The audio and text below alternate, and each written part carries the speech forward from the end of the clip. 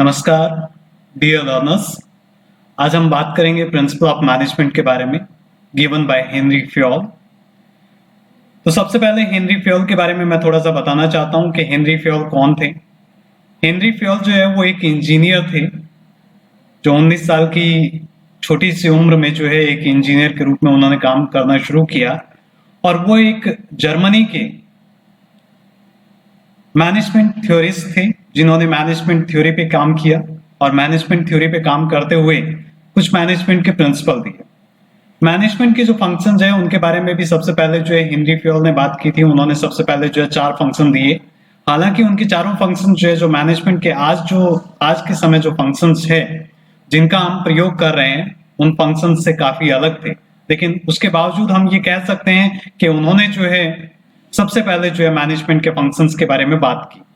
तो आज हम उन्हीं के द्वारा दिए गए 14 प्रिंसिपल के बारे में बात करेंगे। 14 principles given by Henry Fayol. तो हेनरी फ्योल ने फर्स्ट प्रिंसिपल जो दिया वो था division of work. Division of work का प्रिंसिपल जो है इसके अकॉर्डिंग क्या था, work is divided into small task jobs. A trained specialist who is competent is required to perform each job, thus division of work leads to specialisation.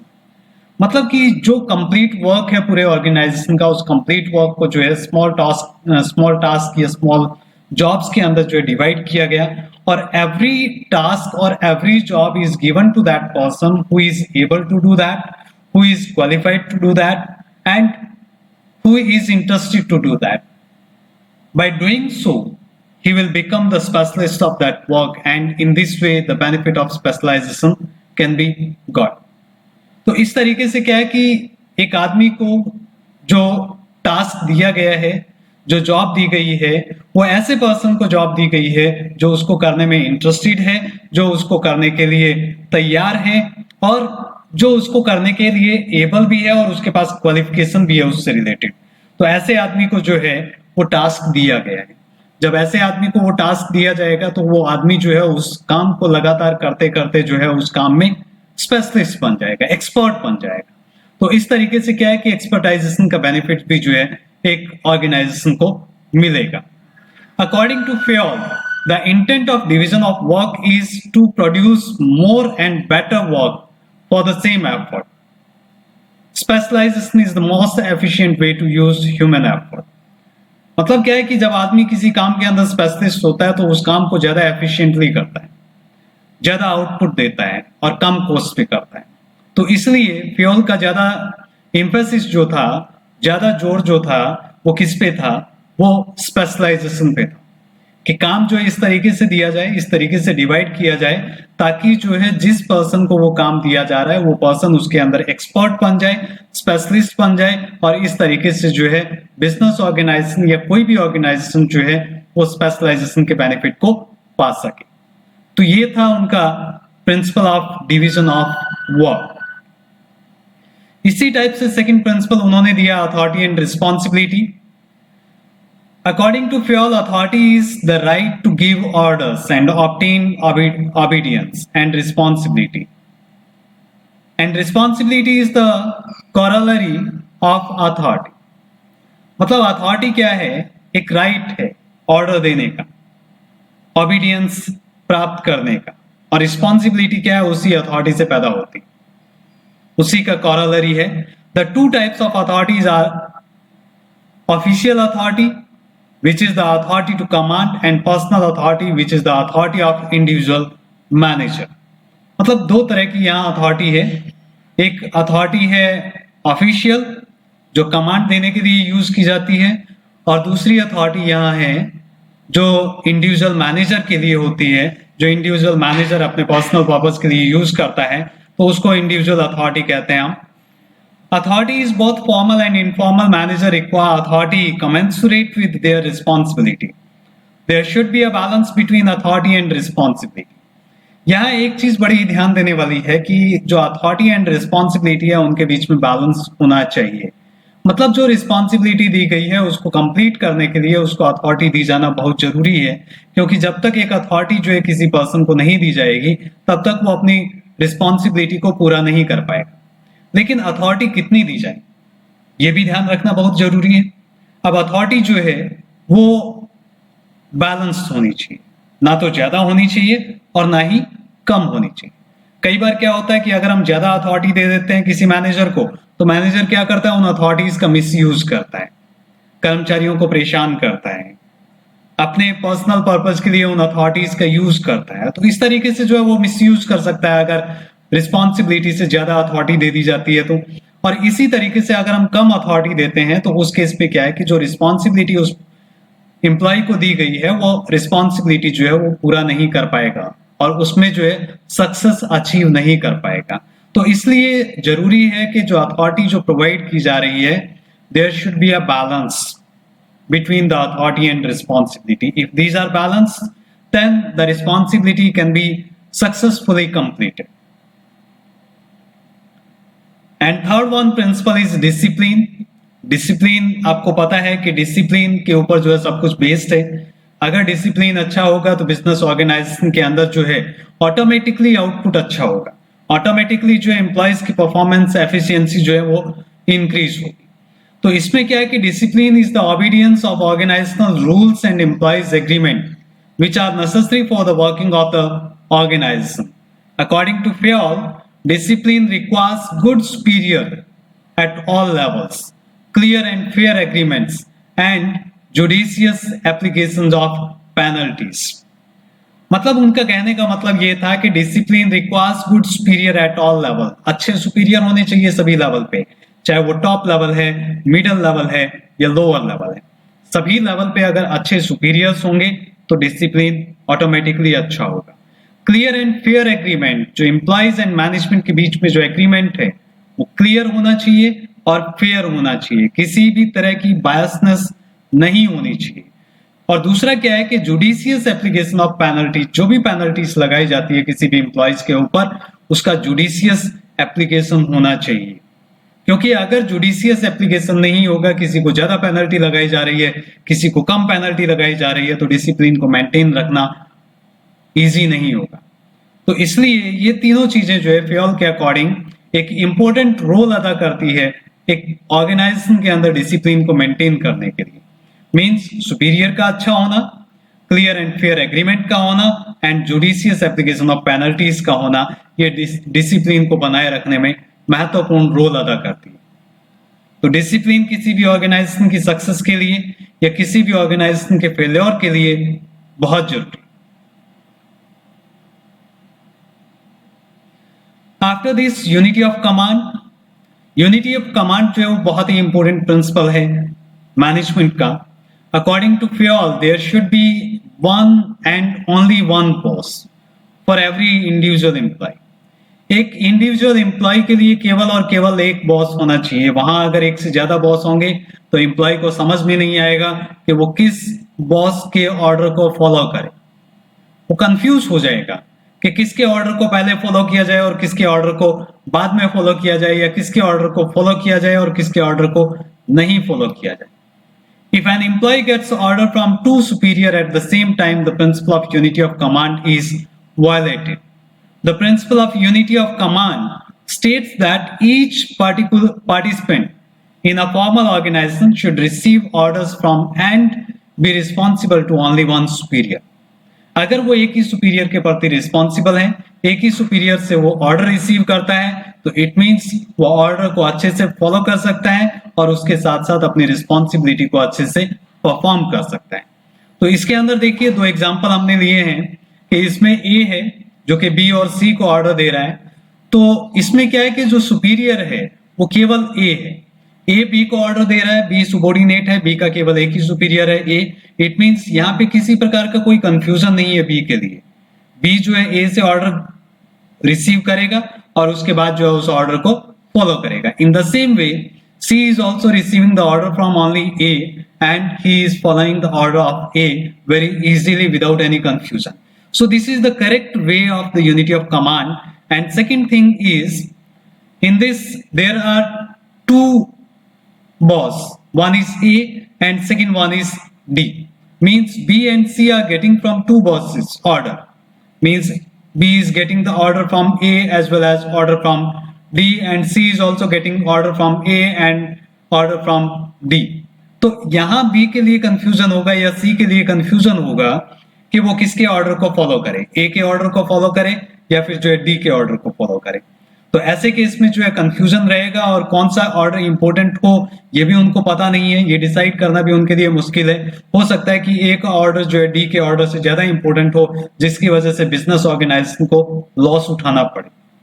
तो इसलिए ये एक रॉन्ग मेथड है जिसके अंदर जो है एक इंडिविजुअल पर्सन को दो बॉसेस से ऑर्डर मिल रहा है, तो ऐसे में वो इंडिविजुअल पर्सन जो है कंफ्यूज होगा और अच्छे से ऑर्डर को फॉलो नहीं कर पाएगा, और जिसकी वजह से जो है जो कॉमन ऑब्जेक्टिव की अचीवमेंट है ऑर्गेनाइजेशन के लिए वो अफेक्ट हो, उसको अचीव करना डिफिकल्ट हो जाएगा। Next one, unity of direction. All the units of an organization should be moving towards the same objective through coordinated and focused efforts. Each group of activities having the same objective must have one head and one plan. मतलब कहने का ये है कि यहाँ पे जितनी भी एक टाइप की एक्टिविटीज है जिनका सेम ऑब्जेक्टिव है, उसमें क्या होना चाहिए, एक ही हेड होना चाहिए और एक ही टाइप की उनके लिए प्लान होनी चाहिए। This ensures unity of action and coordination among that department or among that unit. तो इसमें क्या है कि group of activities having the same objective, जिन ग्रुप ऑफ एक्टिविटीज का सेम ऑब्जेक्टिव है उनके लिए क्या होना चाहिए, एक ही हेड होना चाहिए और उनके लिए एक ही प्लान होनी चाहिए। फॉर एग्जांपल, जैसे सेल्स डिपार्टमेंट है, परचेज डिपार्टमेंट है, प्रोडक्शन डिपार्टमेंट है, फाइनेंस डिपार्टमेंट है, ये डिफरेंट डिपार्टमेंट्स है। अब सेल डिपार्टमेंट के अंदर जो एक्टिविटीज परफॉर्म की जा रही है वो सारी की सारी एक्टिविटीज जो है सेल से रिलेटेड होगी। इसका मतलब वहां ऑब्जेक्टिव क्या है, सभी का सेम है। सेम ऑब्जेक्टिव मींस ऑब्जेक्टिव ये है कि सेल को इंक्रीज करना है। तो उन एक्टिविटीज के लिए क्या होना चाहिए या उस ऑब्जेक्टिव के लिए क्या होना चाहिए, वहां पे एक हेड होना चाहिए। इसीलिए वहां जो है सेल्स मैनेजर को अपॉइंट किया जाता है। तो सेल्स मैनेजर जो है वहां हेड है उस डिपार्टमेंट का, और एक ही प्लान होनी चाहिए उसके लिए। सेल्स डिपार्टमेंट के लिए एक ही प्लान होनी चाहिए कि हमें किस तरीके से सेल को इंक्रीज करना है, कैसे हम सेल को इंक्रीज कर सकते हैं, क्या पॉलिसीज होनी चाहिए सेल को इंक्रीज करने से रिलेटेड। तो इस तरीके से वहां एक ही टाइप की प्लान होनी चाहिए ताकि जो है यूनिटी ऑफ एक्शन को इंश्योर किया जा सके और उस डिपार्टमेंट के अंदर जो है कोऑर्डिनेशन को इंश्योर किया जा सके, ताकि वो डिपार्टमेंट जो है कॉमन ऑब्जेक्टिव को अचीव करने में हेल्प कर सके। Next principle is subordination of individual interest to general interest. The interest of an organization should take priority over the interest of any one individual employee according to Fayol. Fayol ने कहा है कि जो common objective है या organisation का जो objective है उसको प्रायोरिटी दी जानी चाहिए। किस पर? एक इंडिविजुअल ऑब्जेक्टिव। जो एम्प्लॉय का एक पर्सनल ऑब्जेक्टिव है उसकी बजाय कॉमन ऑब्जेक्टिव को प्रायोरिटी दी जानी चाहिए, क्योंकि कॉमन ऑब्जेक्टिव क्या है, उसमें सभी का हित जुड़ा हुआ होता है। There is a interest of all the employees who are working in that organization. लेकिन पर्सनल ऑब्जेक्टिव में क्या है, केवल और केवल एक इंडिविजुअल पर्सन का इंटरेस्ट होता है। तो एक इंडिविजुअल के इंटरेस्ट की बजाय हमें जो है पब्लिक इंटरेस्ट या जनरल इंटरेस्ट के बारे में सोचना चाहिए, और इसीलिए हमें जो है जो जनरल ऑब्जेक्टिव है या कॉमन ऑब्जेक्टिव है उसको प्रायोरिटी देनी चाहिए, न कि एक इंडिविजुअल ऑब्जेक्टिव को। तो every worker has some individual interest for working in the company has got its own objective. For example, the company would want to get maximum output from its employees at a competitive cost. मतलब कि कम से कम cost पे करना पड़े और उसके ऊपर जो है मैक्सिमम आउटपुट हो जाए, ये कंपनी का ऑब्जेक्टिव हो सकता है। And on the other hand, an employee may want to get maximum salary while working the least. Employee क्या चाहता है कि कम से कम काम करना पड़े और ज्यादा से ज्यादा सैलरी मिल जाए। तो in another situation, an individual employee may demand some concession, which is not admissible to any other employee like working for less time. मतलब कि कंसेशन की डिमांड की जा सकती है इंडिविजुअल एम्प्लॉय के द्वारा, तो वो एडमिसिबल नहीं है सभी केसेस के अंदर। अगर कोई एम्प्लॉय काम कम कर रहा है तो उसके लिए एडमिसिबल नहीं होगा। तो यहां कहने का मतलब क्या है कि अगर एम्प्लॉय ये चाहता है कि मुझे जो है कम काम करना पड़े और ज्यादा सैलरी मिले, तो ऐसा पॉसिबल नहीं है। हमें तो कॉमन ऑब्जेक्टिव को ध्यान में रखना है। कॉमन ऑब्जेक्टिव क्या है? जहां पे सबका बेनिफिट हो, जितने भी एम्प्लॉइज काम कर रहे हैं उन सबका बेनिफिट हो, और जहां सबका बेनिफिट होगा उसी चीज को ध्यान में रखते हुए हमें काम करना चाहिए। तो फेयर के अकॉर्डिंग एक ऑर्गेनाइजेशनल ऑब्जेक्टिव को प्रेफरेंस दी जानी चाहिए, एक इंडिविजुअल ऑब्जेक्टिव को प्रेफरेंस नहीं दी जानी चाहिए, क्योंकि ऑर्गेनाइजेशनल ऑब्जेक्टिव और कॉमन ऑब्जेक्टिव जैसे ही अचीव हो जाता है तो पर्सनल ऑब्जेक्टिव ऑटोमेटिकली अचीव हो जाएगा, क्योंकि जैसे आउटपुट बढ़ेगा, प्रॉफिट बढ़ेगा, तो सैलरी जो है ऑटोमेटिकली एम्प्लॉइज की बढ़ जाएगी। In the next principle, remuneration to employees. Employees क्या चाहते हैं कि उनको एक अच्छा रेम्यूनरेशन मिलना चाहिए। The overall pay and compensation should be fair to both employees and the organization. The employee should be paid fair wages, which should give them at least a reasonable standard of living. कम से कम उनको एक reasonable standard of living तो मिलना चाहिए कि market के अंदर जो गुड्स वगैरह के रेट हैं उसके अकॉर्डिंग वो जो ऑर्डिनरी गुड्स है, जो डेली रिक्वायरमेंट की गुड्स है, उनको इजीली जो अपने रेम्यूनरेशन से परचेज कर सके। कम से कम इतना रेम्यूनरेशन तो एक एम्प्लॉय को मिलना ही चाहिए। At the same time, it should be within the paying capacity of the company. लेकिन कंपनी भी उस पेइंग कैपेसिटी में होनी चाहिए कि कंपनी जो है रेम्यूनरेशन तो बहुत अच्छा दे रही है एम्प्लॉइज को, लेकिन पेइंग कैपेसिटी में नहीं है, तो ऐसे केस में क्या होगा? कंपनी बंद हो जाएगी, तो फिर एम्प्लॉय कहाँ रहेगा? तो दोनों चीजों को ध्यान में रखना है कि कंपनी जो है कम से कम इतना प्रॉफिट अर्न कर रही है कि वो अपने एम्प्लॉइज को जो है एक फेयर रेम्यूनरेशन पे कर सके या नहीं। अगर वो इतना प्रॉफिट अर्न नहीं कर रही है तो ऐसे केस में उसके लिए पॉसिबल नहीं है कि वो अपने एम्प्लॉइज को जो है एक ऐसा फेयर रेम्यूनरेशन पे कर सके जिसकी वजह से वो अपने लिविंग स्टैंडर्ड को अप कर सके। This will ensure congenial atmosphere and good relation between workers and management. Consequently, the working of the company would be smooth. मतलब कि अगर कंपनी ये ध्यान में रखती है कि हमारी पेइंग कैपेसिटी इतनी है और हम अपनी पेइंग कैपेसिटी के अकॉर्डिंग इतना रेम्यूनरेशन पे कर रहे हैं, तो उससे एम्प्लॉइज भी खुश होंगे कि कंपनी जो अपने पेइंग कैपेसिटी के अकॉर्डिंग इतना हमें पे कर रही है। लेकिन जैसे ही प्रॉफिट बढ़ता है तो वैसे ही जो है एम्प्लॉइज का रेम्यूनरेशन भी बढ़ना चाहिए। तो इससे क्या होगा? एम्प्लॉइज और मैनेजमेंट के बीच में जो रिलेशन है या एक बिजनेस एनवायरनमेंट का जो एटमॉस्फेयर है वो अच्छा हो, और जिसकी वजह से क्या होगा? कंपनी का काम जो है वो स्मूथली चलेगा। Centralization and decentralization. According to this principle क्या है कि centralization of decision making authority is called centralization. जब डिसीजन मेकिंग की जो अथॉरिटी है वो सेंट्रलाइज हो, किसी एक ही पर्सन के पास हो सारी की सारी पावर्स, तब हम उसको कहते हैं centralization of powers. Its dispersal among more than one person is known as decentralization. और जब यही पावर जो है डिस्पर्स कर दी जाती है among more than one person, कि एक से ज्यादा लोगों को जो है पावर्स दे दी जाती है, तो उसको हम डिसेंट्रलाइजेशन कहते हैं। According to Fayol, there is a need to balance subordinate involvement through decentralization with managers, retention of final authority through centralization. The degree of centralization will depend upon the circumstances in which the company is working. मतलब कि centralisation भी होना चाहिए और decentralisation भी होना चाहिए। ऐसा नहीं है कि कंपनी के अंदर जो पूरी तरह से सेंट्रलाइजेशन हो या कंपनी के अंदर जो पूरी तरह से डिसेंट्रलाइजेशन। अगर कंपनी के अंदर पूरी तरह से सेंट्रलाइजेशन हो जाएगा तो उसके केस में क्या होगा कि जो एम्प्लॉइज हैं उनको हर छोटी मोटी प्रॉब्लम के लिए जो है अपने बॉस से बात करनी पड़ेगी, अपने बॉस से कंसल्ट करना पड़ेगा, तो जिससे क्या होगा? डिसीजन मेकिंग डिले होगा। और कंप्लीट डिसेंट्रलाइजेशन अगर हम दे देते हैं, कंप्लीट फ्रीडम एम्प्लॉइज को दे देते हैं, तो एम्प्लॉइज जो है वो काम नहीं करेंगे। तो कुछ पावर जो है वो सेंट्रलाइज होनी चाहिए और कुछ पावर जो एम्प्लॉइज को दे देनी चाहिए। तो it means there should be a balance between centralization and decentralization of the power, so that the work of the organization can be run smoothly.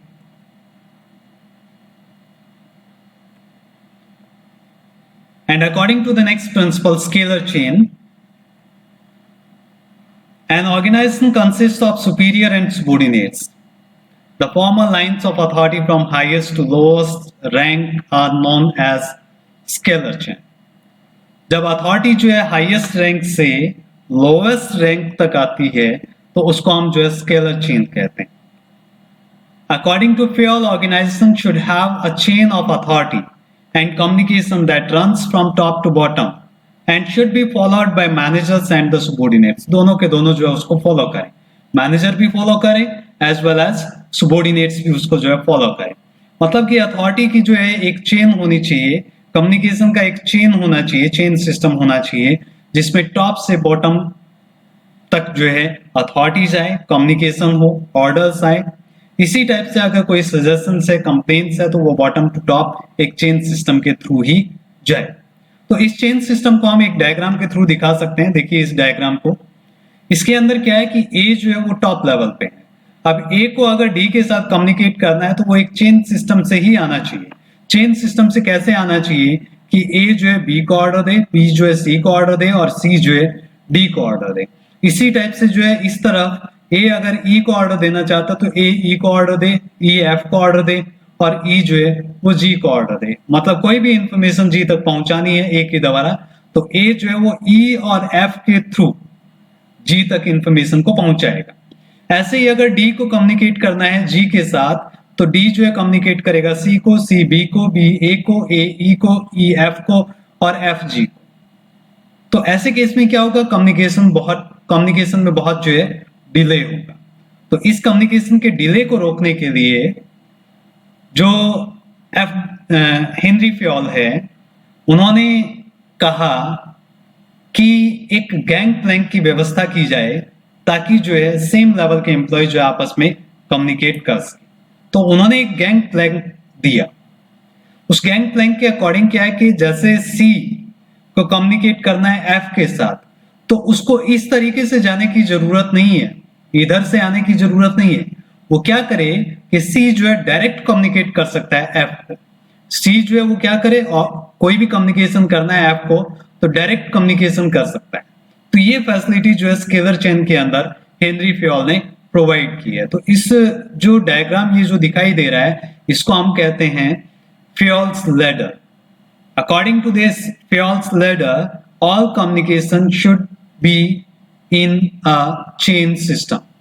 Means A को अगर कोई ऑर्डर देना है तो B को दे, B C को, C D को। इस तरीके से जो है कम्युनिकेशन एक लैडर वे में या एक चेन सिस्टम के अकॉर्डिंग होगा। तो इस तरीके से अगर डिले ऑफ कम्युनिकेशन होता है तो उस डिले को कम करने के लिए क्या किया कि सेम लेवल के एम्प्लॉय जैसे C जो है आपको कम्युनिकेट कर सकता है, बी ई को कम्युनिकेट कर सकता है और डी जो है जी को कम्युनिकेट कर सकता है, जिससे डिले इन कम्युनिकेशन को रोका जा सके। तो ये था scalar chain. After this the principle of order, according to Fayol, people and material must be suitable places. These must be in suitable places at appropriate time for maximum efficiency। मतलब क्या है कि पीपल भी एक suitable place पे होना चाहिए और मटेरियल भी जो है वो सुटेबल प्लेस पे होना चाहिए ताकि उसको खोजने में टाइम ना लगे। जब भी हमें जरूरत हो किसी के पास जाना हो तो हमें पता होना चाहिए कि ये पर्सन जो है कहाँ होगा। जैसे एक स्कूल के अंदर, अब स्कूल के अंदर जो है प्रिंसिपल जो है हमें पता है कि प्रिंसिपल कहाँ मिलेगा, प्रिंसिपल ऑफिस में मिलेगा। तो प्रिंसिपल के लिए एक स्पेसिफिक प्लेस है। अब स्पेसिफिक प्लेस है तो हम जब भी प्रिंसिपल को ढूंढेंगे तो हम प्रिंसिपल को जो है प्रिंसिपल ऑफिस के अंदर ढूंढेंगे कि प्रिंसिपल ऑफिस में प्रिंसिपल है या नहीं है। इसी टाइप से मटेरियल, अब मटेरियल के अंदर क्या है कि कुछ चीजें जैसे चौक वगैरह है, डस्टर वगैरह है, तो ये सब चीजें कहाँ मिलेंगी, या बुक्स है तो बुक्स जो है वो लाइब्रेरी में मिलेगी। तो हम जो है तुरंत लाइब्रेरी में जाएंगे, जो भी हमें बुक्स चाहिए लाइब्रेरी से इश्यू करवा सकते हैं, लाइब्रेरी से ले सकते हैं और उसको हम पढ़ सकते हैं। तो ये एक ऑर्डर है पीपल के लिए और मटेरियल के लिए। तो हर एक आदमी के लिए उसका एक स्पेसिफिक प्लेस होना चाहिए कि अगर इस आदमी को कभी भी जरूरत पड़े कि इस आदमी को खोजना है तो कहाँ मिलेगा, तो उसका एक स्पेसिफिक प्लेस होगा तो उसको आसानी से ढूंढा जा सकता है कि वो पर्सन जो है वहां मिलेगा, वहां जाकर के हम जो है उससे कम्युनिकेट कर सकते हैं। इसी टाइप से मटेरियल का अगर हमें पता होगा कि मटेरियल जो है हमें इस प्लेस पे मिलेगा तो उस मटेरियल को वहां से लिया जा सकता है। अगर हमें ये नहीं पता है, उसका स्पेसिफिक प्लेस नहीं है कि आज मटेरियल यहाँ रखा है, दूसरे दिन किसी और दूसरी जगह रखा है, तो हम उसको ढूंढते रहेंगे कि मटेरियल कहाँ मिलेगा। तो इसमें क्या होगा, वेस्टेज ऑफ टाइम होगा, वेस्टेज ऑफ रिसोर्सेज होगा और जिसकी वजह से क्या होगा, हमारा आउटपुट जो है वो अफेक्ट होगा। तो principal of order states that a place for everything and everything in its place. मतलब कि एवरीथिंग के लिए प्लेस होना चाहिए, एवरीवन के लिए, and everything everyone in its place. Essentially, it means orderliness. If there is a fixed place for everything and it is present there, then there will be no hindrance in the activities of the business or the factory.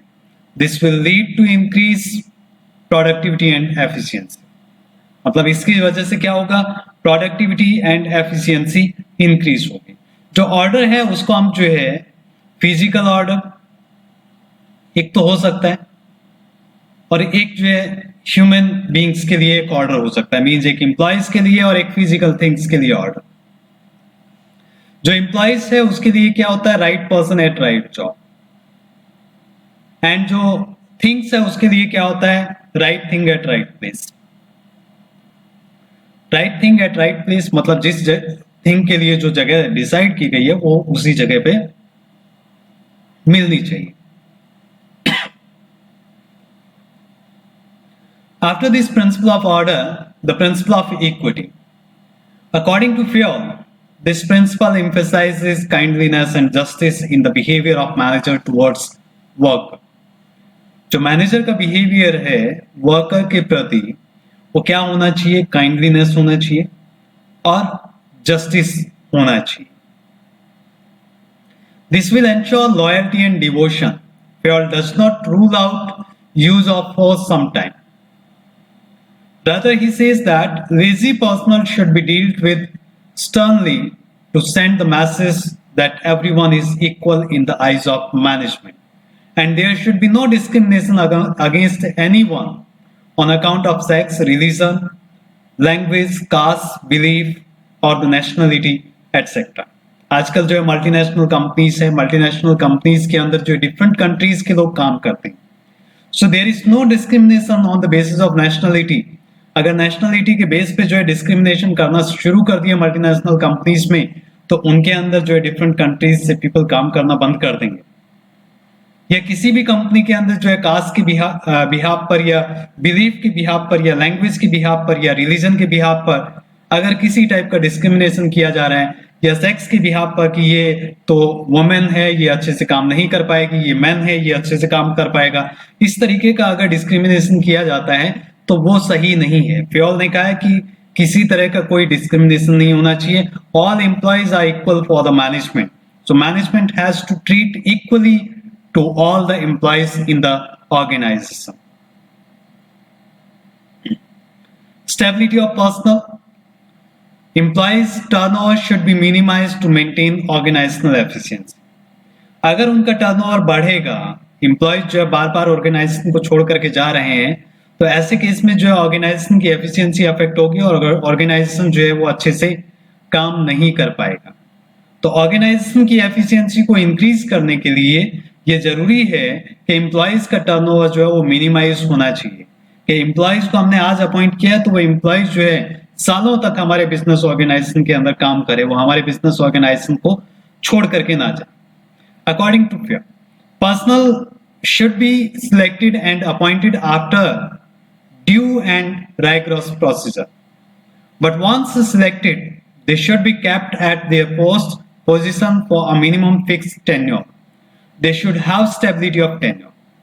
मतलब कि उनको अगर अच्छा working environment दिया जाएगा, उनको अच्छा remuneration दिया जाएगा, फेयर रेम्यूनरेशन दिया जाएगा, तो वो एक लंबे टाइम तक जो है बिजनेस ऑर्गेनाइजेशन के अंदर स्टेबल रहेंगे। और जब वो लंबे टाइम तक स्टेबल रहेंगे तो इट मीन्स वो बिजनेस की एफिशिएंसी को अफेक्ट करेंगे, उसकी प्रोडक्टिविटी को इंक्रीज करेंगे, और जिसकी वजह से बिजनेस की प्रॉफिटेबिलिटी जो है वो इंक्रीज होगी। तो स्टेबिलिटी ऑफ पर्सनल जरूरी है किसी भी ऑर्गेनाइजेशन की सक्सेस के लिए। Next one is the initiative. Workers should be encouraged to develop and carry out their plans for improvements according to Fayol। Fayol ने कहा है कि अपने इंप्रूवमेंट के लिए जो भी एम्प्लॉइज है, जो भी वर्कर्स है, उनको एनकरेज किया जाना चाहिए to develop and carry out their own plans.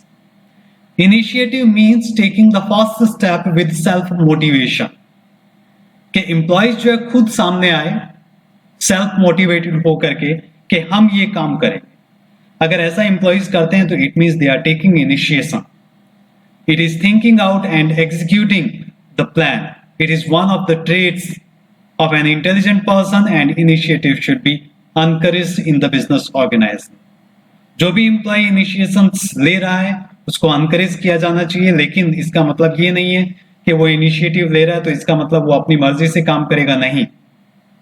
उसको according to the rule and regulations of the organization he has to work, उसको फॉलो करना पड़ेगा। एक जो प्रोसीजर है ऑर्गेनाइजेशन का उसको फॉलो करना पड़ेगा, उसको फॉलो करते हुए वो इनिशिएशन ले सकता है। तो ऐसा अगर कोई एम्प्लॉय है जो सभी रूल एंड रेगुलेशंस को, जो प्रोसीजर को फॉलो करते हुए इनिशिएटिव लेता है, तो उसको एनकरेज करना चाहिए ताकि ज्यादा से ज्यादा एम्प्लॉय जो है इनिशिएटिव ले, अपने आप को डेवलप कर सकें, अपनी स्किल को डेवलप कर सकें और सेल्फ मोटिवेशन को पा सकें, और जिसकी वजह से एडमिनिस्ट्रेटिव इजी हो सके और उसके साथ साथ जो है बिजनेस ऑर्गेनाइजेशन की प्रोडक्टिविटी को इंक्रीज किया जा सके। Last one principle given by Henry Fayol is Esprit de Corps. According to this Esprit de Corps, management should promote a team spirit of unity and harmony among employees. According to Fayol, management should promote teamwork, especially in large organizations, because otherwise objectives would be difficult to realize. It will also result in a loss of coordination. It will become difficult, very difficult, to create a coordination among the different departments and division of a large business organization. A manager should replace I with we in all his conversations with workers to develop team spirit. This will give rise to a spirit of mutual trust and belongingness among team members. मतलब अगर ऐसा management करती है कि वो आई की जगह we word का यूज करती है, मैं वर्ड की जगह हम वर्ड का यूज करती है, वो सभी जगह ये कहता है कि we have completed this work. अगर वो ये कहे कि I have completed this work, तो एम्प्लॉइज क्या कहेंगे? एम्प्लॉइज कहेंगे भाई ठीक है, आपने कंप्लीट किया है, नेक्स्ट टाइम हम देखेंगे आप कैसे कंप्लीट करते हैं हमारे बिना। तो ऐसे में जो है एम्प्लॉइज कोऑपरेट करना बंद कर देंगे, कोऑर्डिनेशन बहुत डिफिकल्ट हो जाएगा। तो ऐसे केस में क्या होना चाहिए? एक मैनेजर को जो है आई की जगह पे कौन से वर्ड का यूज करना चाहिए? वी वर्ड का यूज करना चाहिए। We have completed this work, we have achieved this objective, we have achieved the success. तो उसमें क्या होगा, जो एम्प्लॉइज है उनको भी बिलोंगिंगनेस फील होगा, वो भी समझेंगे कि हम भी इस ऑर्गेनाइजेशन का एक हिस्सा है, और अगर हम इस ऑर्गेनाइजेशन का एक हिस्सा हैं तो हमें इस ऑर्गेनाइजेशन की बेटरमेंट के लिए काम करना चाहिए, और जिससे क्या होगा, एक टीम स्पिरिट क्रिएट हो। तो every employee will work with a team spirit in the organization, and the objective of the organization can be achieved easily, and there will be no difficulty in the coordination among the different departments and in different division and among the employees of the organization by the management. Everything will be developed easily, everything can be done easily. So this was the last principle of management. तो आज का हमारा topic जो है principle of management था, जिसमें हमने आज डिस्कस किया about the 14 principles of management given by Henry Fayol, जो कि एक मैनेजमेंट के लिए बहुत ही इंपॉर्टेंट है। मैनेजमेंट को एक इनसाइट प्रोवाइड करते हैं जो मैनेजमेंट को हेल्प करते हैं किसी भी तरह का डिसीजन लेने के लिए, या किसी काम को कैसे करना है, कहाँ करना है, कब करना है, उस तरह का डिसीजन जो भी लेना है, that is taken on the basis of the principle of management. So these principles are helping the management to take any type of decision whenever they are being confused. So आज के topic में इतना ही. नमस्कार.